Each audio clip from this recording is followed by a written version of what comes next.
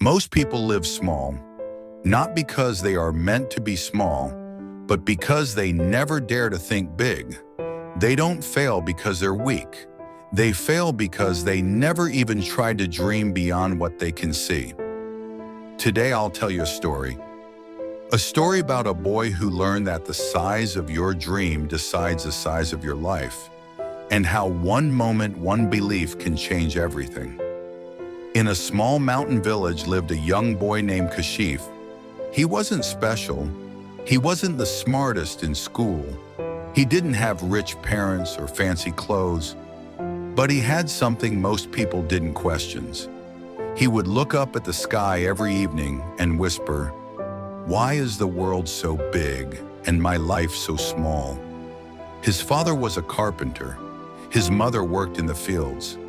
Everyone in the village believed life was simple. Grow up, work, survive, and die. But Kashif, he wanted more. He wanted to build something that could reach beyond those mountains. One day, while helping his father repair an old chair, he asked, "Papa, have you ever been outside our village?" "Father, no, son. Why would I? Everything we need is here." "Kashif, but what if there's something more out there?" His father sighed and said, "Kashif, dreaming big is for people who already have big lives. We just work hard and stay thankful." And in that one line, Kashif heard the prison walls of small thinking close around him. A few weeks later, a traveler came to the village. He was old, wise-looking, and carried a map full of strange symbols. He asked for water, and Kashif ran to help him. While drinking, the old man looked around and said, "This place is beautiful, but no one here seems to look beyond the hills." Kashif smiled sadly, because they believe there's nothing beyond. The old man looked into Kashif's eyes and said a sentence that would change his life forever. "My boy, the size of your world is exactly the size of your thinking." Those words hit Kashif like lightning. He asked, "What do you mean?" The old man smiled. "When I was your age, I too lived in a small village.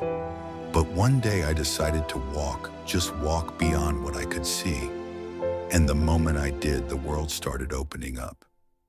He handed Kashif a small wooden compass and said, "Don't let this compass point you north. Let it point you toward your biggest dream." And then, just like that, the man left. That night, Kashif couldn't sleep. He held that compass tightly, and for the first time, he didn't see just the stars, he saw possibility. Months passed. Kashif began to dream bigger every day. He started drawing designs of buildings taller than trees, machines that could carry people over rivers, ideas that made everyone laugh. "Kashif," his teacher said, "stop wasting time on nonsense." His friends mocked him. "You build cities. You can't even build a stool." But Kashif didn't stop, because the old man's voice still echoed in his mind. "The size of your world is the size of your thinking." He started working harder, saving small amounts of money, reading every old book he could find. He studied wood, metal, bridges, water flow, everything. And one day he made a decision. He would leave the village and go see the world. His parents tried to stop him. His father said, "You're chasing shadows." His mother cried, "The world outside is cruel." But Kashif just smiled. "I'd rather fail chasing something big than succeed at living small." And with that, he left with a bag, a compass, and a dream. Kashif reached the nearby town, a place far bigger and louder than anything he'd seen. He applied for jobs as a helper in a workshop. He worked day and night, learning how machines worked, how structures were built. People often made fun of him.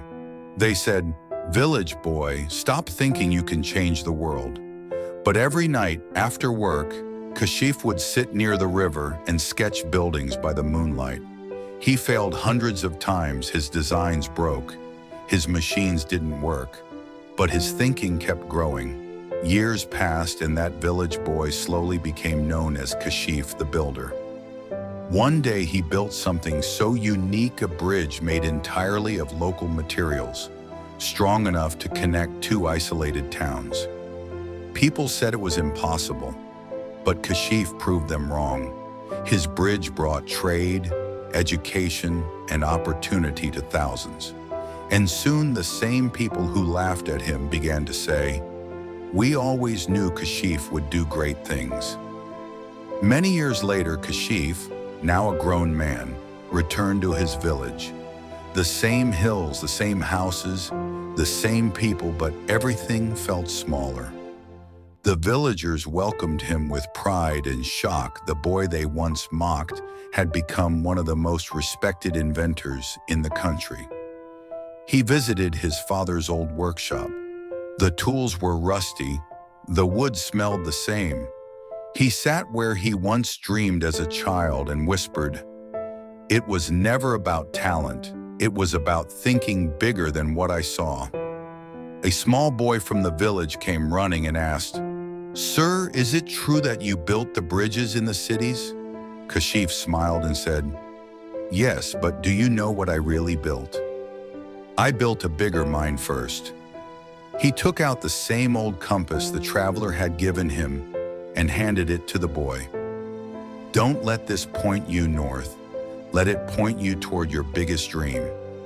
We all start small, but staying small is a choice. The difference between people who make history and people who fade in it is not power, luck, or background. It's how big they think. Big thinkers fail more, but they also live more. They see opportunities where others see limits. They find paths where others find walls. So the next time your dream scares you, remember that fear is proof that your dream is finally big enough. Don't shrink your dream to fit your reality. Grow your mindset to fit your dream.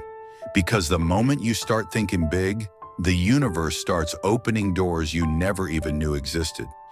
If your dream doesn't scare you, it's not big enough.